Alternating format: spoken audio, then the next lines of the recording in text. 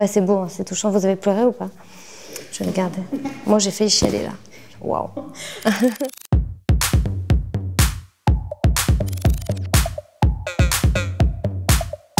Déjà, ça me fait toujours rire ce nom, Fjällkännkrot. Tu dis même le nom est étrange.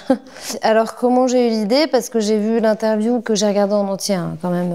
Voilà, c'est important parce que parfois on peut prendre des passages et puis en fin de compte qui sont sortis de leur contexte. Moi, quand je vais dans la rue, des jeunes filles avec crop top, ça me déconcentre. Eh ben, ne sors plus, hein, petit père. Reste chez toi. C'est ça la solution. Restez chez vous et arrêtez de nous faire chier. Comme ça, vous serez en sécurité au moins. En fait, ça m'a énervé ce qu'il a dit. J'étais là, mais pourquoi ce vieux monsieur se permet de parler de notre manière de nous habiller, ou ce qu'on doit montrer, ou ce qu'on peut pas. C'est quoi? Tu le vois ou pas? C'est un bibi. Bibi, c'est ma meilleure amie, c'est mon compagnon de vie. Je venais de finir mes études, j'étais assez jeune et donc j'ai eu cette petite personne qui a construit sa vie avec moi et donc qui m'a suivie. Et c'est vrai que là, du coup, je la vois, c'est devenu une vieille dame. On a vraiment évolué ensemble. Et je sais que c'est un sujet qui est assez sensible chez moi parce que chaque fois qu'on parle de l'âge de Bibi, par exemple, quand les gens me disent « Elle a quel âge ?» Et donc mes potes font. Moi, je fais 12 ans. Ah oui, quand même. Ouais. Mais ça vit jusqu'à quel âge, ces chiens-là? Je sais pas. Mais bon, je pense qu'elle va vivre au moins jusqu'à, on avait dit 50 ans, je crois. Elle aura sa petite chaise roulante, comme ça. On sera toutes les deux. Mon ancienne voisine, quand j'ai emménagé, on partageait le même balcon. Elle est venue, elle m'a dit « Bonjour, ça va ?» et tout. Et j'ai dit « Oh là là, j'espère qu'elle est sympa. » Et en fait, elle m'a fait une blague où je lui ai dit « Oui, vous allez bien ?» Elle m'a dit « Ah, dis donc, on se tutoie. Hein. » Je lui ai dit « Ok, bah tu vas bien. » Elle m'a dit « Ouais, je vais bien, viens boire un café. » Et voilà. Et du coup, en fait, depuis, on est devenues hyper copines. Il y a une vraie différence d'âge, mais en fait, moi, je dis souvent l'amitié n'a pas d'âge, et c'est vrai, quoi. Et c'est un peu comme Bibi aussi, j'ai un peu cette relation-là où j'aimerais bien les garder. C'est un peu mes deux petites vieilles, quoi. C'est incroyable de passer des moments comme ça avec des gens qui sont d'une autre génération et qui, en fin de compte, sont très ouverts. Ou alors, il faut qu'on casse le mur et on vit ensemble.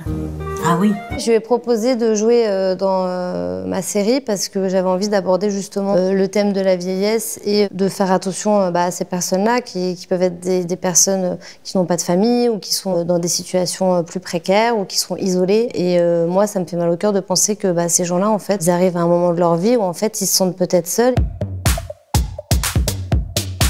Pour moi, c'est toute une époque de ma vie. Ça représente aussi des souvenirs, ça représente des chansons. C'était quand même, à l'époque, une meuf qui avait un look de malade, tu vois, qui était super présente, super powerful. Enfin, tu vois, genre.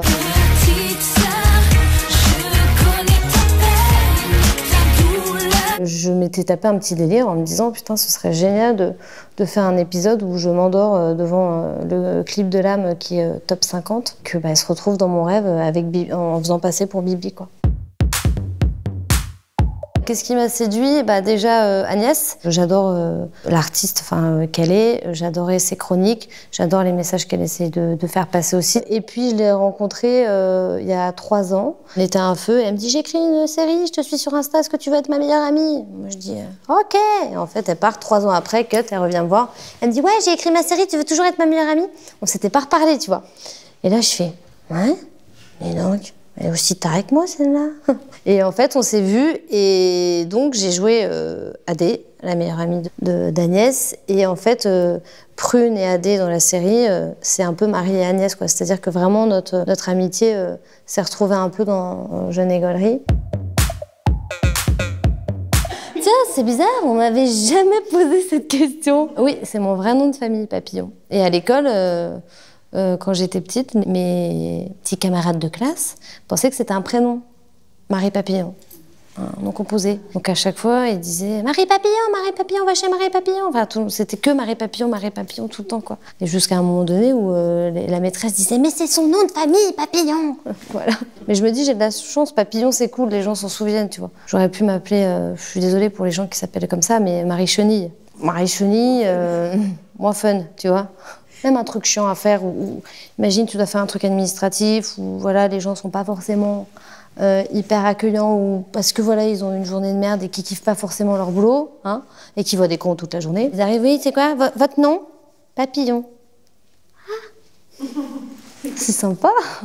Mais papillon, comme le papillon, quoi. Ouais, c'est cool. Voilà. Oh, laissez, je vais le faire. Non, asseyez-vous, là, vous voulez un café, quelque chose? C'est vrai, papillon. Vous pouvez l'utiliser si vous voulez, d'ailleurs. Essayez-le, c'est sympa.